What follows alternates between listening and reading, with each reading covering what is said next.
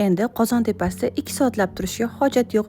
Duxovkada shunaqa ham sochli va mazali bo'lgan tabaka retsepti bilan keldim. Kefir yoki qatiqqa soya, yog', uksus va pripravalarimizni solamiz. 2-3 dona chesnokni ham maydalab cho'rka qilib, yaxshilab massamizni aralashtiramiz.